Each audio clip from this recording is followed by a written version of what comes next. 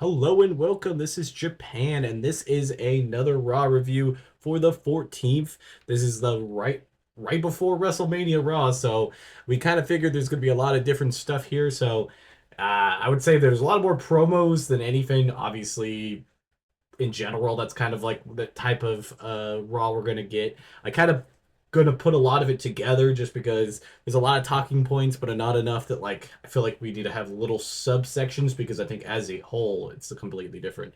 So we'll start off with our first match. It was Liv versus Bailey. I thought the match was pretty serviceable for being the opener. Technically, we had Gunther first. I meant to put that way, but we'll um, kind of put him and Jey Uso's promos together. But this match I think was pretty good. Obviously, it's just kind of set up this whole tag team match that honestly there could be a lot that happens in that match that could really make it really good, I guess is the best way of saying it.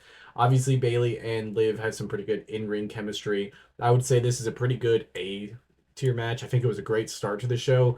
Obviously, speaking with what matches we get out of this is probably one of the better ones. I think a lot of them just kind of pretty much every match here serviced a different point because it was just mainly for the WrestleMania feud that it was going along with.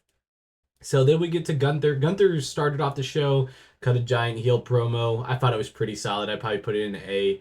Obviously, Jay didn't respond right away because I think like separating them from face to face right now is the best case scenario.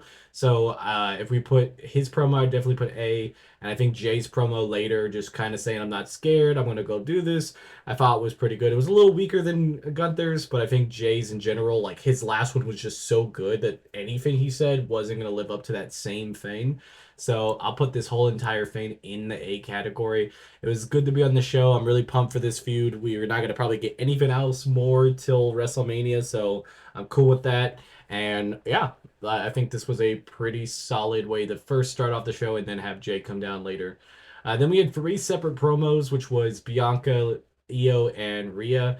Honestly, I think all of them were just really good. I think maybe Rhea's was probably wouldn't say the worst. It's just like she didn't have much to say in it because she's just, obviously blaming Bianca and, stuff like that. So it definitely felt like she just had the least amount of stuff to be able to talk about, which was just kind of her own thing. But I still think, as a whole, and as all of this type of promo fan, I thought it was really good. I think Bianca's was really good. Didn't really agree with it to a certain extent, but like that was still fine. You don't have to tell the truth in a promo. But I think Io's was S tier. I think that was one of her best promos, other than the one where she was in the water that happened a couple months ago. That was her best promo before that. This is pretty high up there. I'm gonna put it in a solid A because I think all of it was really good. Loving this rivalry, and I'm really hoping Io's gonna win. We're gonna do a prediction video on the channel. It should be up this week. We're going to do for Stand and Deliver for WrestleMania night 1 and 2, and it's going to be a good time. So if you guys are enjoying WrestleMania content, plus I went through all of the feuds. I think there's still a couple more that are coming out, but if you want to know about any of the feuds that just happened, they're up on there. So then let's get to the next thing. We had a Rey Mysterio versus Julius Creed match. Honestly, this was like a really good combination because like Julius is really athletic and Rey has this high flyingness.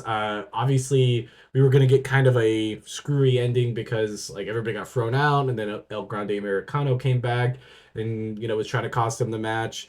It was just kind of like it was just to service the rivalry more than anything. But I thought the match itself was good. If they ever legitimately just go at it, just them two, I think it will be a phenomenal match. Like I just think that would be a really good idea to eventually do at some point. I'll put it in B. Solid. Liked it on the show, but because it was kind of the service some other thing, it definitely wasn't the greatest match. Then we had AJ Styles and Karrion Kross. I like Karrion Kross. I like his wrestling style, and I wish we get a little bit more.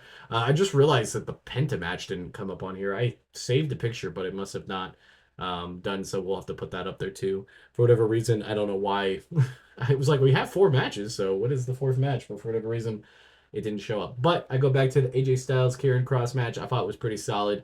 We had like a fake injury spot with Karrion Kross to try to get advantage. I really feel like Kross should have been a little bit more dominating to kind of like make AJ get that comeback win, but didn't really feel like they were going to do that for him.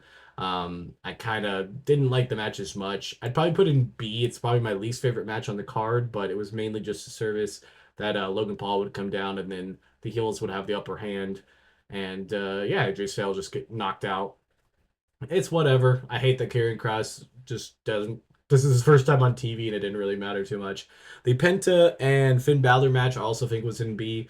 I think overall that it was just a match that set up the fatal four way. That's the only problem with like this type of Raw, like because Raw always kind of has like the short end of the stick where it's chock full of promos, perfectly fine, and then chock full of matches that just service the rivalries and have nothing else because there is nothing else that's important into this thing. But I would have liked to see more. We also saw like a War Raiders promo. We saw a New Day promo. I was gonna put those in there, but they were just kind of pretty standard. They don't really have much of a like actual rivalry between each other, other than the one match they set up to get to this. So, yeah, I think overall a lot of those were just kind of the normal, side of things.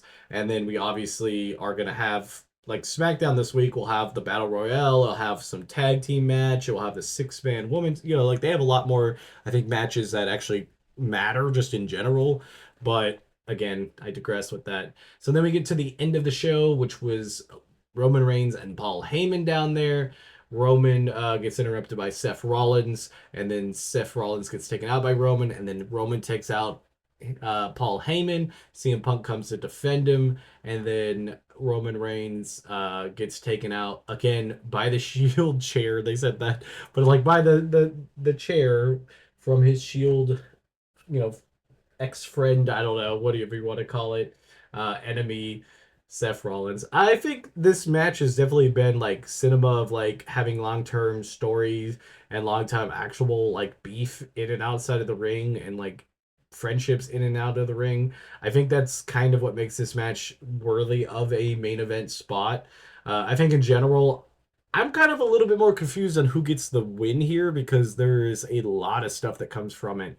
I think honestly, honestly we're going to go into the prediction video this week, but just off the top of my head, I mean, I really feel like Seth needs that win. I think it needs to be Seth. I think you really got to show that you are invested in keeping Seth as one of your top stars. Roman doesn't really need it because he's barely ever wrestles, and CM Punk has already had a solid year. Losing the main event of WrestleMania would be very tough for him, but I don't think it really kills his momentum compared to everything else. I'd also put this in A. I think the show itself was a high B plus. I thought it was a pretty solid show, but it did seem like it went by flying by because it was just a lot of promos, and then it was commercials, promos, commercials, couple of matches.